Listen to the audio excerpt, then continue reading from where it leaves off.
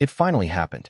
After months of whispers, strategic smiles, and tense royal optics, Prince William broke the silence. And with just one announcement, he redrew the boundaries of the British monarchy itself. The world barely had time to blink before the headlines erupted. Prince William cuts all ties with Meghan Markle. A line had been crossed, and this time, there would be no turning back. Before we continue, please hit the like button, subscribe to the channel, and turn on the notification bell for updates. Imagine it, a future king, the man raised from birth to uphold the traditions of the crown, publicly declaring that one woman would no longer be recognized or engaged with by the royal institution in any capacity. That woman, of course, was Meghan Markle, the woman who once stood smiling on the Buckingham Palace balcony, hailed as the modern breath of fresh air the monarchy desperately needed. So what pushed William this far?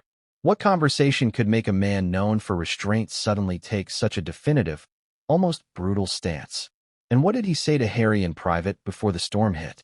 Because make no mistake, this wasn't spontaneous. Insiders say this was months in the making.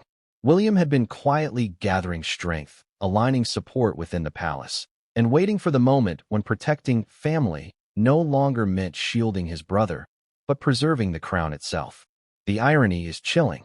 The same brother who once said, "We're the only two people who understand this life," had finally accepted that the bond had broken beyond repair. But let's rewind, because this story didn't start with a press release or an official statement. It started in whispers, in corridors filled with nervous aides, and behind closed doors where no one dared speak too loudly. It started when William saw something that made him realize the royal family's greatest threat wasn't external, it was already inside. They say Buckingham Palace never sleeps. But in those weeks leading up to the announcement, insiders described the atmosphere as electric, volatile, even dangerous. One aide reportedly said, "You could feel it in the air." Something was coming, and everyone knew it had William's fingerprints on it. But here's where things get interesting. William's anger wasn't just about Meghan. It was about the institution she had weaponized, the way she'd turned royal privilege into global performance. And for a man raised to see the crown as sacred, that was unforgivable. Now, pause and think about this. William has faced scandal, loss, betrayal, and relentless media pressure since he was a child. Yet he's rarely reacted publicly. So, for him to reach a point where he speaks out, officially, decisively, it tells us something snapped. What was it? What moment made him say, "Enough"? Some claim it began after Meghan's recent public appearances, where subtle but deliberate remarks about institutional coldness and family rejection resurfaced. Others point to the way Harry and Meghan's team allegedly reached out to a major streaming platform to pitch a new Royal Truths documentary, one that insiders say would have dragged William and Kate back into the mud. If that's true, then William's statement wasn't just emotional, it was strategic. He was cutting off the oxygen before the fire could spread again. And the exact phrasing of his declaration? Chilling. The dignity of the crown must remain above personal grievance. There will be no further correspondence, collaboration, or comment regarding the Duchess of Sussex. Those words weren't spontaneous. They were deliberate, crafted with legal precision. And they carried a message far deeper than the press could print. The message that Meghan Markle was, in every official sense, no longer part of the royal orbit. Think about the symbolism of that. It's not just about excluding one person. It's about drawing a line between royalty and reality television, between monarchy and marketing. But this wasn't just a statement to Meghan. It was a message to the world. And, most importantly, to Harry. Because even before the announcement went public, something extraordinary happened behind closed doors. Multiple insiders claim that the night before the release, William and Harry spoke, or rather, tried to. It wasn't warm. It wasn't brotherly. It was formal, measured, painful. One insider who reportedly overheard fragments of that call described it like this. You could hear the emotion in William's voice, not anger, but exhaustion. And Harry kept saying, "You don't understand her." But William did understand. That was the problem. He had watched his brother spiral into chaos, watched Meghan's influence isolate him from the only world he'd ever known. And when Harry finally demanded to know, "Why are you doing this to us?" William's answer, according to one aide, was simple and devastating. Because I have to protect what's left. What's left? Those two words echo like thunder. Because they reveal everything. This wasn't vengeance. It was triumph. William wasn't lashing out. He was containing a wound that had been bleeding for years. And as the phone line went dead, both brothers reportedly sat in silence, oceans apart, knowing there would be no apology, no middle ground, no way back. When the announcement hit, it wasn't just the British public who reacted. The world did. Social media erupted into chaos. Hashtags like hashtag Team William, hashtag Royal Revenge, and hashtag Meghan Cutoff trended globally. In America, commentators called it heartless. In Britain, many called it necessary. And in between, royal experts dissected every word like a sacred text. But perhaps the most powerful reaction came not from the public, but from the palace itself. Behind the ornate walls of Kensington, something remarkable unfolded. Staff who'd worked for years under a blanket of royal restraint suddenly exhaled. It felt like someone had finally said what everyone else was afraid to admit, one insider claimed. Because for months, aides had been battling conflicting narratives, Meghan's emotional interviews, Harry's candid memoirs, and the global Sussex narrative, painting the monarchy as cold and cruel. William's statement, clear, direct, and final, cut through it all. It wasn't about image. It was about survival. But what makes this moment truly shocking isn't just the announcement itself. It's the quiet, methodical way it was executed. No leaks. No press briefings. No warning to the Sussex camp. It dropped without mercy. And yet, the story doesn't end there. Because according to several sources, there was one line removed from the final draft of William's statement. A line that would have changed everything. A line that reportedly read, "The royal family wishes Prince Harry well as he navigates his future choices." It was cut. Deliberately. Why? Because that would have implied reconciliation. And reconciliation was no longer on the table. But here's where the twist comes in. Even as the world focused on Meghan's reaction, insiders claimed the real drama was happening elsewhere. In London, inside the walls of Buckingham Palace, King Charles had reportedly not been informed of the timing of the announcement. He knew it was coming, but not when. And when his advisors handed him the finalized press release, his response was described as a quiet sigh. Not anger, not pride, just weariness. He understood what William had done. And more importantly, why?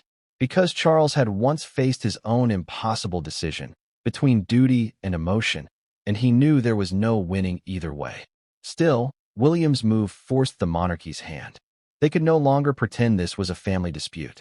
It was now an institutional boundary, and Meghan Markle had just been formally placed on the outside of it. But perhaps the most haunting part of this story is how predictable it all was, and how none of it had to happen. Once upon a time, William and Harry were inseparable.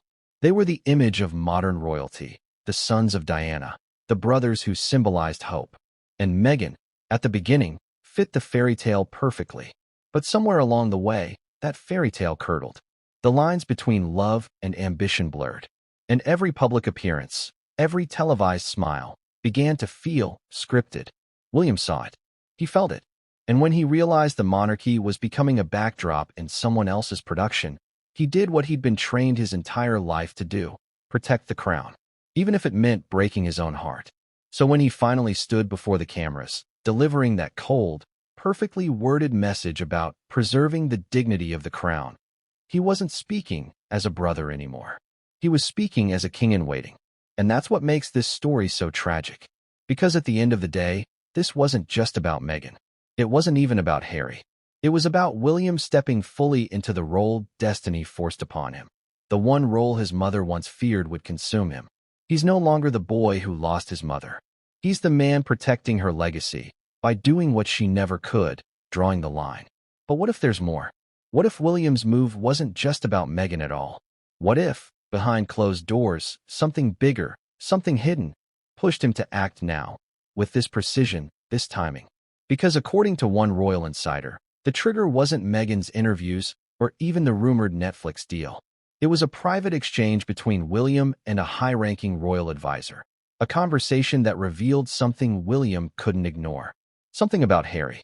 And what William learned that night, according to those closest to him, broke him completely. But what did Harry say or do? that could make his brother finally walk away for good? That's where the story turns next. The palace felt different that morning. Not louder, not quieter, just tenser. As if the very air in Kensington was waiting for something to snap. Inside those grand, echoing corridors, staffers whispered, phones buzzed, and one question floated like a ghost between every hallway. Is he really going to do it? Because everyone knew what it meant. Prince William's long-anticipated statement, the one that would change everything, had been finalized the night before, and the only thing left was for him to approve its release.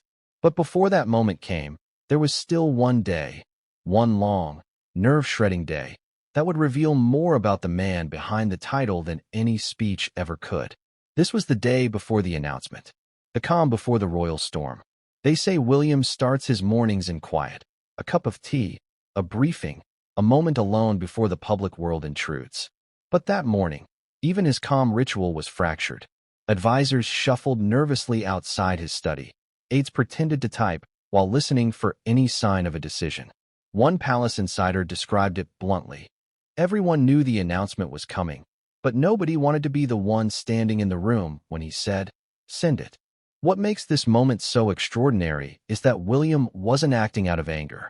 He was deliberate, surgical. The man who had waited years to make the right move wasn't going to flinch now. But as the weight of his decision loomed, even the future king had doubts. Was this the moment history would see him as cold or courageous? Was he defending the monarchy or simply pushing his own brother further into exile? That morning, his private secretary entered the study holding a sleek black folder. Inside were 3 versions of the same statement. Version 1, firm but diplomatic. Version 2, stripped down, colder, less personal. Version 3. The version that would actually go out was the one nobody dared to read aloud. Protecting the dignity of the crown, it said, in plain royal prose. Disassociating from those whose actions compromise the institution's moral standing. Those words, compromise the institution's moral standing, were the most brutal ever attached to a royal family member since Edward VIII's abdication. William stared at them for a long time. Then he simply said, "Make sure that's the final one." The room froze. That was it. The decision was made. But what the public never saw was what happened after. Minutes later, Kate entered quietly, carrying her own tea. No ceremony, no makeup team, just the woman behind the title. Sources close to the family say she had already seen the draft and tried to convince William to soften the tone.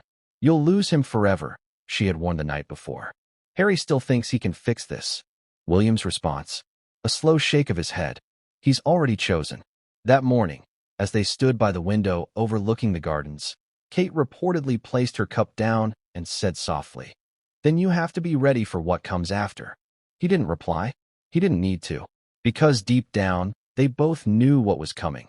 The storm of media chaos, the backlash, the endless analysis.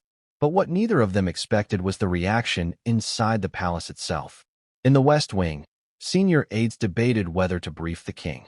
Others wanted to delay the announcement until after Charles's scheduled diplomatic visit, a way to avoid overshadowing the monarch's agenda. But William was unmoved. "It's not about timing," he told them. "It's about clarity." And that word, clarity, became his mantra that day. He spent the afternoon in a series of closed-door conversations, each one shorter and more intense than the last. At one point, a long-serving royal advisor emerged pale and shaken, muttering, "He's more like his grandmother than anyone realizes." And that's the part the public never sees. William doesn't explode. He doesn't shout. He decides, and that's far scarier. Outside, reporters were already circling, sensing blood in the water. Satellite vans lined the streets near the palace gates. Photographers stalked the entrances. Everyone wanted the quote, the confirmation, the slip of the tongue. But the palace stayed silent. Not one denial. Not one confirmation. Just an eerie calm. Meanwhile, across the Atlantic, word of the impending announcement had reached Montecito. Harry and Meghan's staff were reportedly caught completely off guard. One aide allegedly asked, "Why would William do this now?" Another replied quietly, "Because he knows something." And that something, whatever it was, had been the subject of frantic internal calls between the brothers' camps for days. But that night, no one in California could reach anyone in Kensington. Every number went unanswered. Back in London, William's closest circle gathered for what insiders now call the Last Supper. It wasn't grand, just a private dinner with senior aides and Kate. No speeches, no toasts, just heavy silence punctuated by the occasional clink of silverware. At one point, an advisor tried to break the tension. "You'll make history tomorrow." William looked up, almost expressionless. "History's not always kind," he said. It was the most he'd spoken all night. Kate, seated beside him, didn't smile. She just reached for his hand under the table, a quiet gesture of unity in a room full of anxiety. Later that evening, after everyone had left, she reportedly returned to his study. The folder with the final statement still lay on the desk, untouched since morning. She opened it again, read it slowly, and when she reached the closing line, the one declaring a total and final severance from Meghan Markle, she whispered something to herself. She really thought she could win. And yet, there was sadness in her voice, not triumph. Because despite everything, Kate had once hoped things could be different. She had tried to befriend Meghan, even defend her at times. But too many lines had been crossed, too many private moments exploited. This wasn't rivalry anymore. It was protection. Meanwhile, in the dead of night, William sat alone in his office, scrolling through old photos, the early days with Harry, the laughter, the shared duty. He paused on one image, the two of them standing shoulder to shoulder outside Westminster Abbey, the day of Diana's memorial. He zoomed in slightly. The expression on Harry's face then, proud, loyal, loving, felt like a ghost. That's when his phone buzzed. A message from an unknown number. For words only. "He won't forgive you." No name, no signature. But William didn't need one. He knew who sent it. He put the phone down, looked out into the London night, and whispered, "I know." Then he turned off the lights. Across the ocean, a very different scene was unfolding. In Montecito, Meghan sat in her kitchen with her PR strategist and one of her closest Hollywood allies. The conversation was sharp, strategic. "If he goes public," Meghan said, "we go bigger." The plan was already forming. A media blitz, a counter-narrative, a message of defiance. But even she couldn't have anticipated how cold and calculated William's final wording would be. Because by morning, her name wouldn't just be removed from royal conversations. It would be erased from the institution itself. As midnight approached, the palace fell quiet. Outside, the London rain began to fall, soft at first, then heavier, drumming against the windows like distant applause. Inside, William stood by the window one last time, watching the city lights blur through the raindrops. Tomorrow, everything would change. The crown would move forward. The brothers would stand apart. And Meghan Markle, once hailed as a symbol of progress, would find herself completely shut out. He took a breath, closed the curtains, and said to no one in particular, "Let it begin." But what William didn't know, not yet, was that even before dawn broke, someone inside the palace had already leaked fragments of the statement. Not to the press, but to someone far more dangerous. And when the official release hit at 9 a.m. the next day, the world wouldn't just hear his words. They'd see the part he never meant to make public. Because buried within the metadata of that digital release was a hidden signature. A signature that would expose who truly authorized the leak and set off a chain reaction that no one, not even William, could control. At precisely 9 a.m. London time, the statement went live. No royal preamble, no ceremony, no photo opportunity. Just a cold, clean digital notification from the royal press office. 6 paragraphs that detonated like an earthquake across 2 continents. The headline was simple. Prince William issues official statement regarding the Duchess of Sussex. Within seconds, phones buzzed across newsrooms, journalists scrambled for confirmation, and Twitter, or X, as it's now called, collapsed under the weight of outrage, disbelief, and fascination. For a family built on centuries of silence and subtlety, this was a roar. The first line was all anyone needed to see. The crown's dignity must not be compromised by those who act without respect for its traditions, its people, or its truth. That sentence, those 13 words, became immortal in an instant.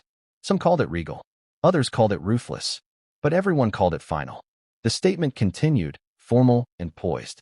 The royal household will not engage, comment, or collaborate further with the Duchess of Sussex in any public or private capacity. The institution remains committed to unity, service, and discretion. Boom. There it was. Meghan Markle. The woman who once walked behind the Queen's coffin, who once stood next to Kate on the palace balcony, who once signed her name HRH the Duchess of Sussex, had just been officially erased from royal correspondence. This wasn't suspension. This was banishment. Inside British media headquarters, the energy was manic. Producers shouted across rooms, phones rang non-stop, headlines updated by the minute. Royal exile, William cuts ties. Meghan Markle erased from palace. No way back now, says source. Meanwhile, outside Buckingham Palace, tourists gathered as if waiting for an appearance, but none came.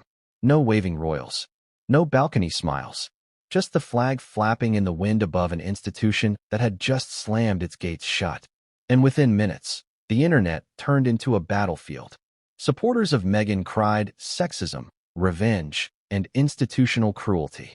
Defenders of William hailed him as the protector of the monarchy. Every influencer, pundit, and royal historian had something to say, yet none of them could deny the same, unmistakable truth. This was the moment the royal family drew blood. But here's what the public didn't see: the chaos behind the polished statement. In the communications office, moments after the statement went live, one aide noticed something strange. A technical glitch, a file version mismatch. Buried inside the metadata of the press release was a name: Catherine Middleton. That's right, Kate. According to one IT technician, her login credentials appeared in the digital trace attached to the release document. That shouldn't have been possible. She hadn't physically approved the upload. But there it was, logged, time-stamped, undeniable. Was it an error? Or was it a silent sign that Kate herself had been the last to touch the document, the final gatekeeper of William's message?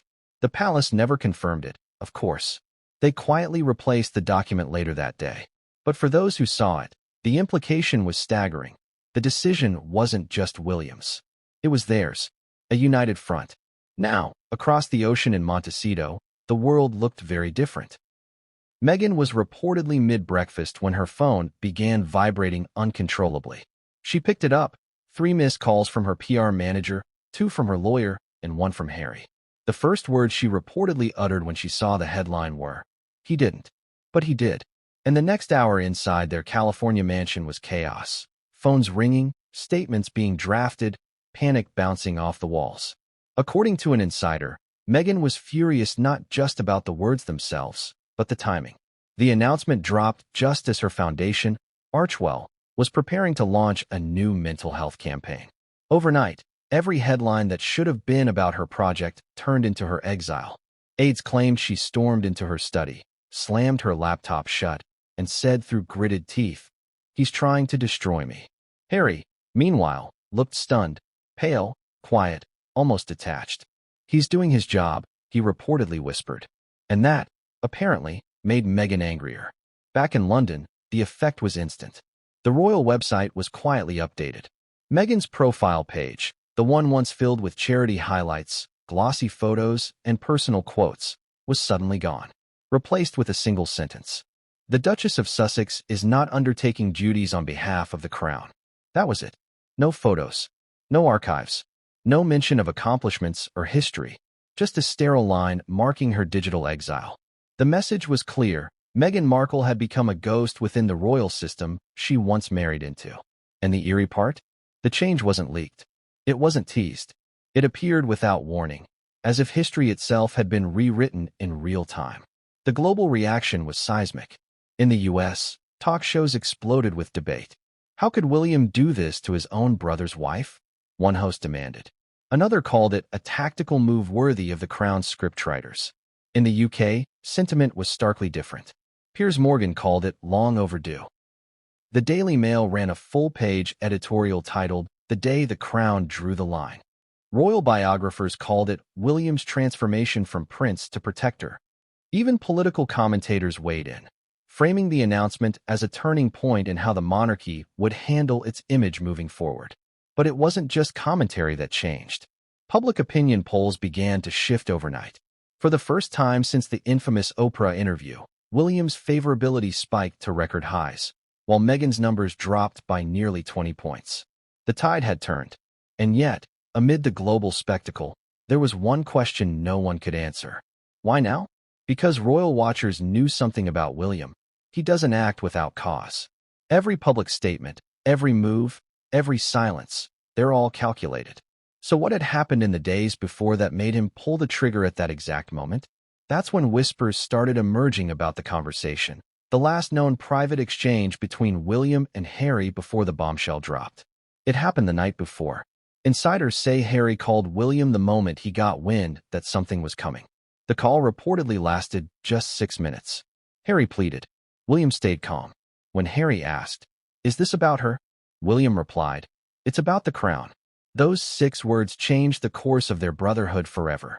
And according to a senior palace source, the call ended with Harry saying, "If you go through with this, you'll lose me too."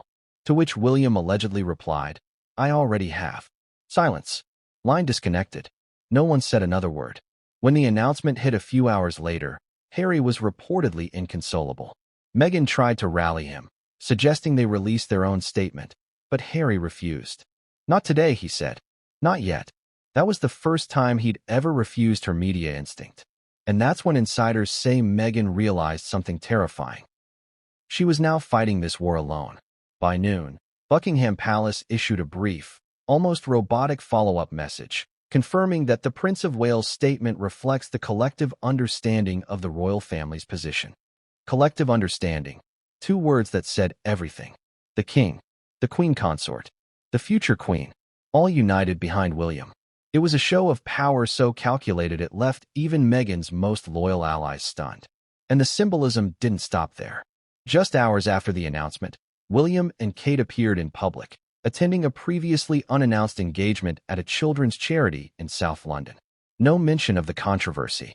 No emotion. Just smiles, handshakes, and grace. But what caught everyone's attention wasn't their composure. It was Kate's wardrobe. She wore pale blue, Diana's favorite shade, and pinned a small diamond brooch to her coat. That brooch had belonged to the late Princess of Wales, gifted to her after her engagement to Charles. Royal watchers knew instantly. This was no coincidence. The message was subtle but unmistakable. The heir and his wife were invoking Diana's legacy of strength, purity, and dignity. As one commentator put it, that outfit spoke louder than any statement. By evening, the story had evolved into a global obsession. Late-night hosts joked. News anchors speculated. Hashtags multiplied. And for the first time in years, the British monarchy wasn't the one on defense. Meghan was. But as the world analyzed every angle of William's words, one quiet detail went unnoticed until a royal reporter zoomed in on the palace press release metadata hours later. There was an internal reference code attached to the digital document, a code tied to the Department of Security Affairs. Why would a public statement, a communications matter, be routed through security? That single discovery set off a whole new storm of rumors. Because if William's message had been reviewed by security officials before publication, then this wasn't just a PR move. It was a matter of royal protection, which begged the question, what exactly did the crown need protecting from? And that's when the first whispers of something darker began to emerge. A private conversation, a secret file, and a shocking revelation about Meghan that had been quietly circulating within palace walls long before the public ever heard those 13 words. But before the truth could surface, the story took an even more dramatic turn because someone inside the royal press office made a mistake. A journalist, in possession of the pre-release draft of the statement, noticed something strange, an omitted line. A line that had been intentionally cut at the last moment. It read, "The Prince of Wales expresses his continued hope that reconciliation remains possible." That line was gone from the final version. Deleted, buried, erased. And with its removal, William didn't just close the door. He locked it. But what came next would make even that decision look small, because within 24 hours, the leak of that missing line would trigger a royal confrontation unlike anything the modern monarchy had ever faced. And when Harry found out who ordered that deletion, he realized the betrayal ran far deeper than he ever imagined. It was barely dawn in California when Harry's phone started buzzing uncontrollably.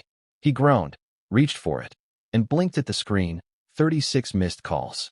Half from journalists. Half from royal staffers. One name stood out, William. For a split second, he hesitated. The last time they'd spoken, 6 words, 6 minutes, had ended with silence. But curiosity won. He pressed play on the voicemail. All he heard was breathing. Then, finally, William's voice. Calm. Measured. Icy. Harry, I wanted you to hear it from me first. Click. End of message. That was it. No apology. No explanation. Just that one line. Like the toll of a bell announcing the end of something sacred. Back in London, as the world tore itself apart over William's announcement, Harry was pacing barefoot across his Montecito kitchen floor. His mind wasn't on headlines or polls. It was on his brother's tone, that haunting calm that always preceded the storm. Meghan entered the room, clutching her tablet. She looked exhausted, yet furious. They're calling it the royal cutoff, she said. He's made me the villain of the crown. Harry didn't answer. He just stared at his phone. Harry, she snapped. Say something. He finally looked up. He sounded done. Done? She repeated, incredulous. He can't be done. He owes us an explanation. He owes you an explanation. But deep down, Harry knew. His brother didn't owe him anything anymore. That's when he made the call. According to royal insiders, the call between Harry and William that morning was short but devastating. No shouting. No name-calling. Just a painful recognition of 2 men who had finally become strangers. Why now? Harry asked. Why like this? Because it was the only way left, William replied. What's that supposed to mean? It means you left me no choice. Harry's voice broke slightly. You think I'd ever hurt you? William's tone stayed flat. Not me. The institution. Then came the longest silence of their lives. When Harry finally spoke, it was barely above a whisper. Mum would be ashamed of this. William didn't flinch. Mum warned us about this. That was the last thing he said before hanging up.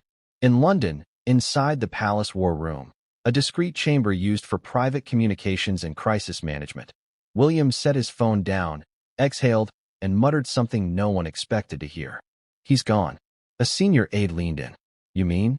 William nodded. He's not coming back. And that has to be okay. That's when an unexpected figure entered. Kate. Calm, composed, but visibly emotional. She carried a folder marked confidential, family only. Without a word, she placed it on the desk. What's this? William asked. She hesitated. Something you should see before the next leak goes public. He opened it slowly. Inside were transcripts. Not official ones, but rough notes from an intercepted communication between a palace contact and someone in California. A name jumped out immediately. Meghan Markle. According to those close to the palace, Meghan had allegedly been in contact with a British journalist known for publishing anti-royal exposés. The goal? To reclaim her story, with a documentary centered around the truth behind the monarchy's cruelty. But one line in those transcripts caught William's eye and sent a chill through the room. It read, I'll make sure they regret ever silencing me. He looked up at Kate. Where did you get this? It came through comms, she said quietly. Before the statement went live, someone inside wanted you to see it. William didn't speak for nearly a full minute. Then he closed the folder and said, Then I was right to end it. Kate placed a hand on his shoulder. You were right to protect the crown. But at what cost? He didn't answer, but his silence said everything. Meanwhile, across the Atlantic, Meghan was already in full counterattack mode. Draft a response, she told her PR strategist, her tone sharp, her face set. We frame this as William's vendetta. A power grab. A smear. Her publicist hesitated. That might not play well in the UK press. Then we go global, Meghan shot back. We bypass the British media entirely. America will see through his act. But what she didn't realize, not yet, was that her usual playbook wouldn't work this time. Because for the first time since Megxit, William had unified the entire royal apparatus, press, palace, and public, behind one single narrative. Duty over drama. No leaks. No contradictions. No dissenting royal voices. Meghan wasn't just fighting William anymore. She was fighting the institution itself. The next few hours were brutal. News outlets dissected every line of the statement. Analysts debated its implications for succession, diplomacy, and royal image. But what everyone missed, at least initially, was that this wasn't just about titles or dignity. It was about a power shift. For years, the public had seen William as the quiet heir, the man who followed rules, avoided scandal, stayed neutral. But that morning, he became something else entirely, a ruler. As one political commentator noted, William didn't just protect the crown, he claimed it. And yet, beneath the grandeur of the headlines, there was a quiet ache that no one could spin. Because as William's statement made history, his brother's silence made heartbreak. Back in California, Harry and Meghan's team crafted a draft statement of their own. It read, "The Duke and Duchess of Sussex are saddened by recent events, but remain focused on their family and humanitarian work. Safe, polished, controlled." But Meghan hated it. "It's weak," she snapped. "It makes us look guilty." Harry disagreed. "It makes us look calm." They argued for over an hour, a rare public relations battle that wasn't about strategy, but emotion. When the statement finally went out, it was exactly as Harry wanted, quiet and dignified. But behind closed doors, Meghan was seething. She had wanted fire. He had chosen restraint. And for the first time, the world began to notice the cracks between them.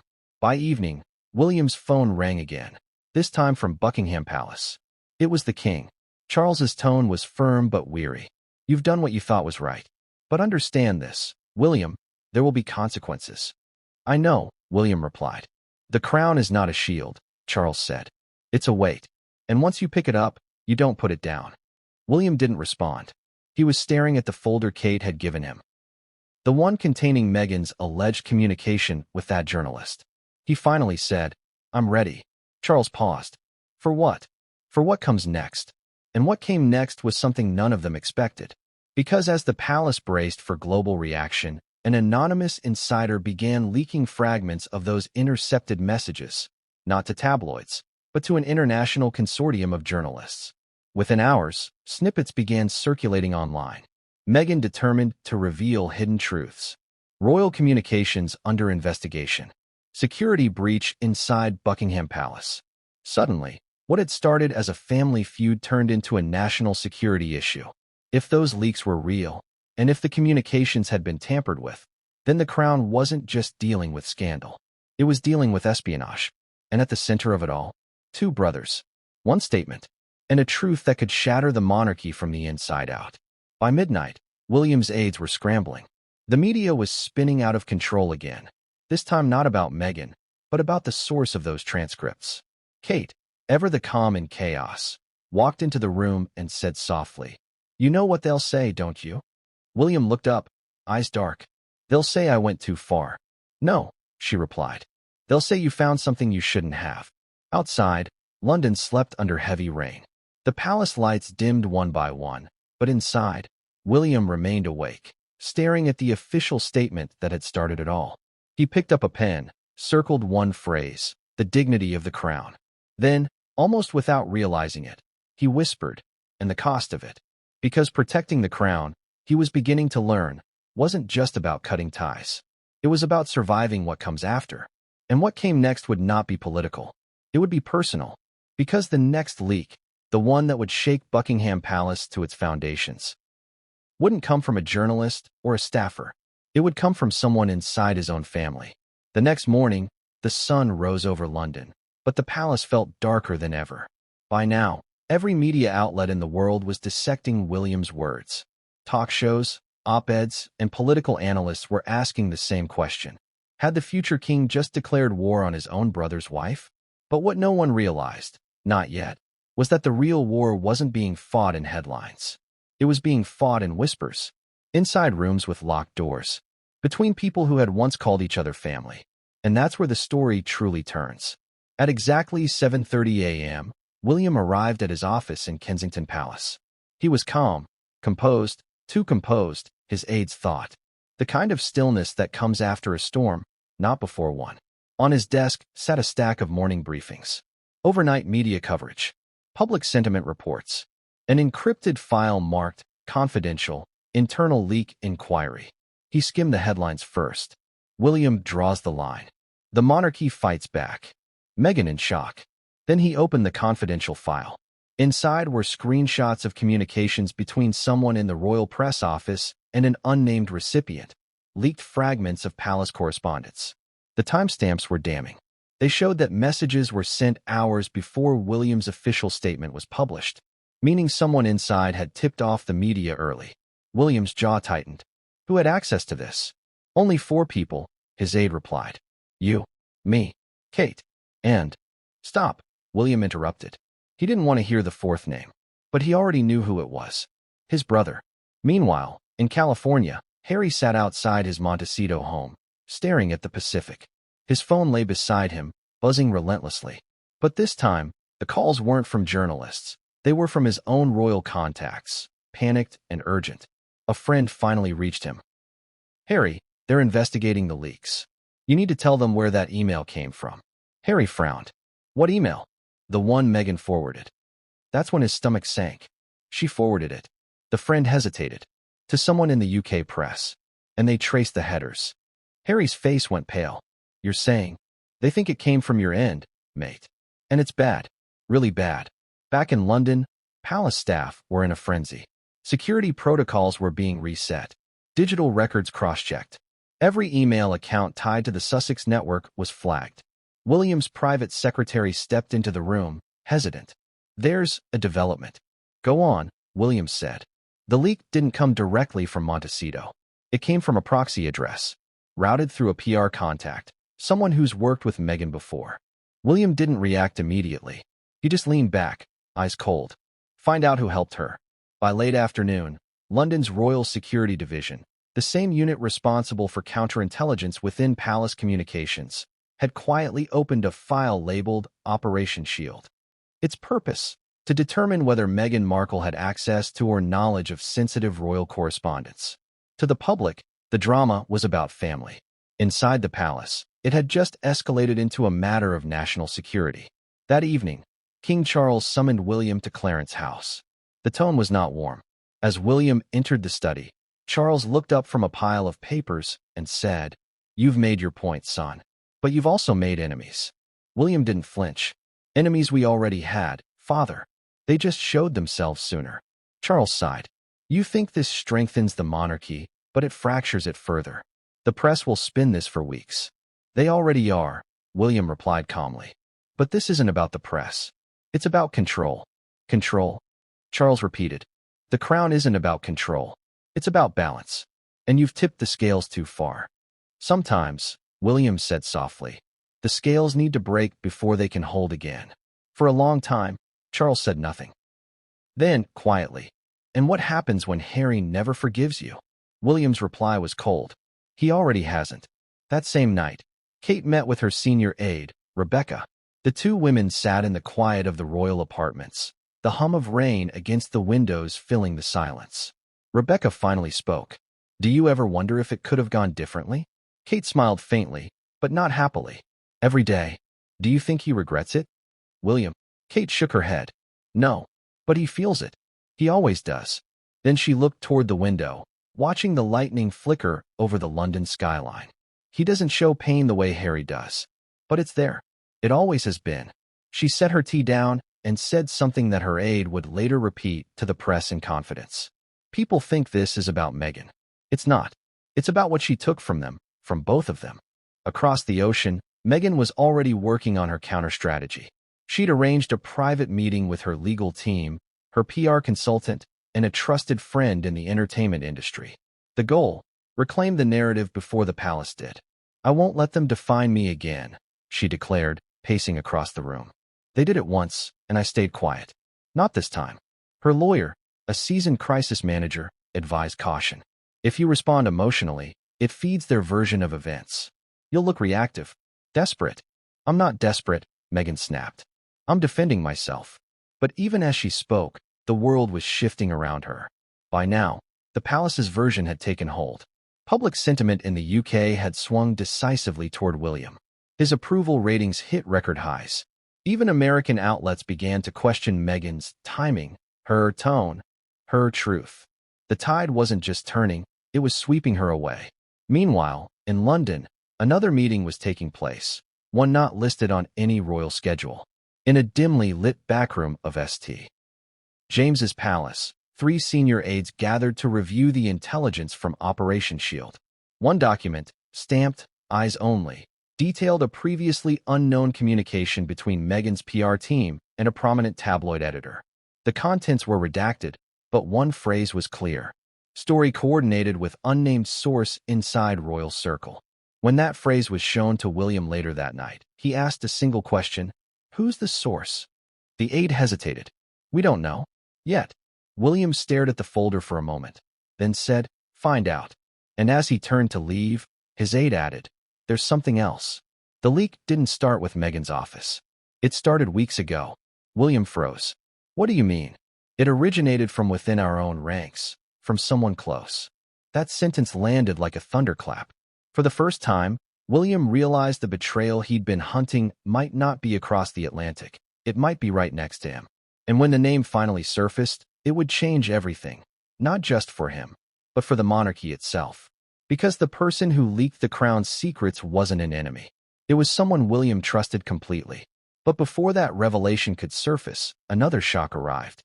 At exactly 8:12 p.m., an encrypted message was sent from an anonymous account to multiple international journalists. The message contained a single attachment, a short audio recording labeled Kensington Night Call. Within an hour, royal reporters began whispering. Some even posted cryptic tweets. If this is real, the royal feud just reached the point of no return. What was on that recording? According to those who've heard it, the voice was unmistakable. Prince Harry, emotional, angry, and broken, saying the words that would ignite a royal explosion. "You'll regret this, William. And when the truth comes out, so will they." The leak spread like wildfire. The brothers' private feud was now public, irreversible, and tearing through every news outlet in existence. And as William listened to the playback hours later, he said only one thing to his aide: "Then the truth better come out fast, because I'm done waiting." But the truth he was referring to wasn't about the phone call. It was about something else entirely, something buried deep inside that confidential folder, tied to those mysterious Operation Shield files. Something about Meghan that had been kept hidden for years, not by the palace, but by Harry himself. And once that truth surfaced, it wouldn't just destroy trust between the brothers. It would threaten the very survival of the royal institution. London never really sleeps. Not for royalty. Not when the palace walls are vibrating with scandal. By the time dawn crept across the River Thames, Buckingham's press office had gone into overdrive. 3 shifts of staff, phones ringing nonstop, aides running between offices clutching sealed folders marked urgent. Inside, William sat at the long oak table normally reserved for family briefings. This time, there were no smiles, no polite tea service, no photographs of the children tucked beside him. Only silence, the kind that makes every clock tick sound louder. Across from him sat his most trusted security advisor, a stern man in his 60s known simply as Briggs. He had been the Queen's shadow for years, the kind of man who never blinked when chaos erupted. But even he looked uneasy. Briggs placed a thin digital recorder on the table and pressed play. Static. A pause. Then a voice. Harry's voice. "You'll regret this, William. And when the truth comes out, so will they." The room went still. The only sound was the faint hum of the palace generator. William leaned forward, elbows on the table. "Where did this come from?" "Anonymous drop, routed through 5 international servers," Briggs replied. "But we've traced the origin to a Californian IP block. Likely Montecito." William's eyes darkened. "So he did record me." "Possibly. Or someone in that house did." For a moment, William said nothing. Then he stood, walked to the window, and stared out at the gray morning sky. "He's crossed the line," he murmured. "We're not brothers anymore. We're evidence." Across the ocean, Harry wasn't sleeping either. The leaked audio had spread overnight, and the world was already treating it like royal gospel. Meghan scrolled through headlines at the kitchen island, her coffee untouched. Harry's explosive warning to his brother. Royal war of words escalates. Montecito meltdown. "They're spinning it like we leaked it." Harry rubbed his face, exhausted. "Maybe someone inside recorded it." Meghan's tone sharpened. "Someone inside? There is no one inside. You called him from your private line. Are you saying I?" He looked up sharply. "I'm not saying anything." That silence between them was heavier than argument. It was the silence of suspicion. Meanwhile, in London, a private meeting had been called at Clarence House. King Charles, Camilla, William, and Kate sat together for the first time since the announcement. The air was thick, not with hostility, but with quiet calculation. Charles spoke first. "The recording can't be verified publicly. We don't react. Not yet. William's response was measured but hard. It is him. And it proves everything. His intent, his alliance with Meghan's media circle. Camilla set her teacup down. It also makes us look fractured again. Another family fight. Kate finally broke her silence. It's already past that. This isn't a fight, it's a campaign. And someone's feeding it. Charles turned to his eldest son. You mentioned internal leaks. Any progress? William nodded toward Briggs, who had joined them quietly. Briggs opened a folder. Preliminary findings suggest the communications breach originated not in Montecito, but from inside Kensington's own press network. Kate frowned. You mean one of ours? Briggs nodded. A senior aide. Access drafts, briefing memos, and security routing keys. Forwarded them through an encrypted relay. Charles exhaled sharply. Who? Briggs hesitated. The evidence points to Rebecca. The room went dead silent. Kate froze. Rebecca Dean? My aide. Briggs gave a grim nod. She's already been questioned. She confessed to passing limited information to an external journalist, said it was for damage control.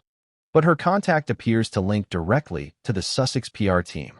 Kate's voice dropped. She betrayed us. Charles stood slowly, pressing his palms to the table. Then she betrayed the crown. Within the hour, Rebecca was quietly dismissed. Her palace access revoked. Her name erased from staff directories. No statement was issued, but every insider knew what had happened. Still, the damage was done. The leak had reached the world, and the brothers' private feud had now become public ammunition. What the public didn't see, however, was what came next, the one move that would shift the entire narrative once more. That afternoon, William made a surprise appearance at a charity event in Manchester, his first since the statement. Cameras flashed, reporters shouted questions, but he ignored them all until the very end. As he stepped away from the podium, a journalist shouted, Prince William, do you have a message for your brother? He stopped, turned, and for the first time in days, he spoke directly to the world.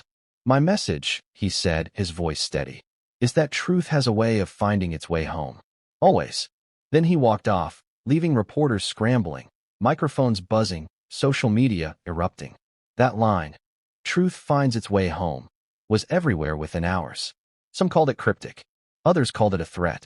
But for William, it was a declaration. He was no longer hiding behind palace walls. Later that evening, William returned to Kensington. Waiting for him was a sealed envelope. No return address, no markings. Just his name written in black ink. He opened it. Inside were 3 printed pages. The first was a transcript of the leaked call, annotated. The second was an image of a file directory from a Montecito IP address. The third was a note. It read, if you want to know what she's really planning, look deeper into the Archwell Foundation accounts. There's your truth. No signature. Just a symbol, the royal cipher of Diana, Princess of Wales. William's pulse quickened.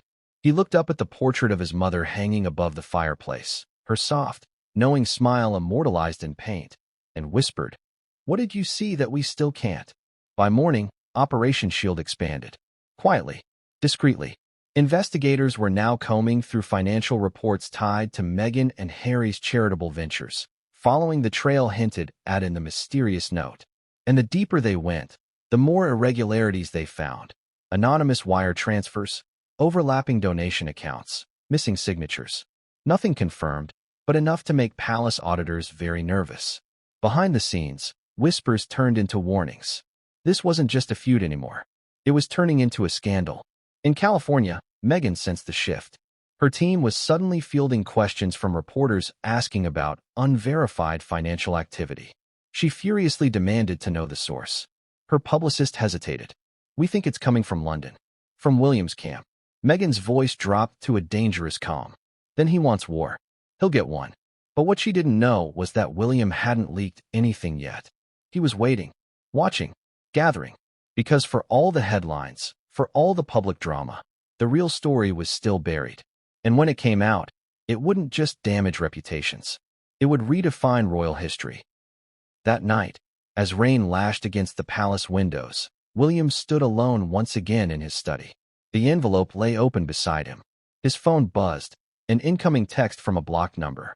It read simply, "You're close. But when you find it, remember, not everyone who protected her was your enemy." William stared at the screen, heart pounding. For the first time, a flicker of doubt crossed his face. What if this wasn't just about Meghan? What if someone else, someone within the institution, had been protecting her for reasons far more complicated than loyalty? The line between truth and betrayal was starting to blur. And as the palace prepared for the next inevitable leak, one thing had become terrifyingly clear. The war between William and Meghan had outgrown both of them. It wasn't just a family feud anymore. It was a countdown. And when the next secret dropped, it wouldn't be about reputations, it would be about bloodlines. The storm that had been brewing behind royal walls finally broke, not with thunder, but with a whisper. A single anonymous tip landed in the inbox of one of Britain's most respected investigative journalists at The Guardian. The subject line read, "Follow the money. The truth is buried in the books." Attached were redacted documents, partial bank ledgers, and email trails linked to the Archewell Foundation, Meghan and Harry's highly publicized charitable organization. The files hinted at something explosive: irregular transfers, shell entities with obscure names, and inconsistencies between public donations and internal allocations. And in the corner of one page, stamped faintly in digital ink, was a symbol, a royal crest watermark from within palace systems. It meant one thing: the leak came from inside. By noon, journalists were mobilizing. Calls were being made to California, to Buckingham, to accountants and lawyers. And inside Kensington Palace, William's phone wouldn't stop ringing. He sat at his desk, the same spot where he'd first signed off on the statement cutting ties with Meghan. Now, the fallout was circling back, bigger and darker than he had ever imagined. Kate entered quietly, a folded newspaper in her hand. "They're saying Archewell's under investigation," she said softly. William didn't look up. "They're not wrong." She frowned. "Are you behind it?" He hesitated, too long for comfort. "I'm behind the truth," he finally said. Kate sighed. "You know how this looks. After everything, they'll say it's revenge." He turned to face her. "Let them. But when this is over, I'll still be standing." "Can they?" Across the Atlantic, in sunny Montecito, the mood couldn't have been more different. Harry and Meghan's team had gathered around the kitchen table, laptops open, expressions grave. Their lawyer, pale and sweating, set down his tablet. "The Guardian has documents. They're claiming Archewell's books don't match filings in Delaware and the UK." Meghan blinked, disbelieving. "That's absurd. We've been transparent." The lawyer cut in. "They have internal memos, Meghan. One's with your signature." Harry froze. "How could they have those?" The lawyer hesitated. "Unless someone on your team leaked them. Or worse, someone inside the palace had access all along." Silence. The kind that feels like gravity.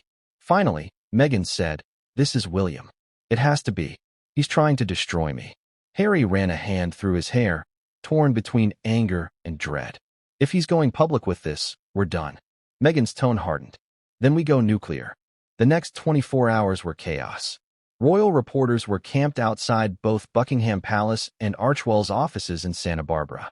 Major networks broke into live coverage. Financial scandal rocks Sussex Foundation. On social media, hashtags split the internet. Hashtag protect Meghan versus hashtag justice for William. Public perception swung wildly. Americans defended Meghan as a victim of royal sabotage. Britons praised William's integrity and resolve. But behind the noise, a quieter war was unfolding, a war fought with encrypted emails, phone intercepts, and whispered alliances. Because the truth was, William hadn't leaked anything. Someone else had. Someone with access to both palace systems and confidential U.S. financial records. And that someone had just sent William another message. At 2:17 a.m., William's encrypted line buzzed. A voice distorted through a digital scrambler said, "You're close. Look for the name Rosemary and Finch Limited. It's the holding company behind the missing funds."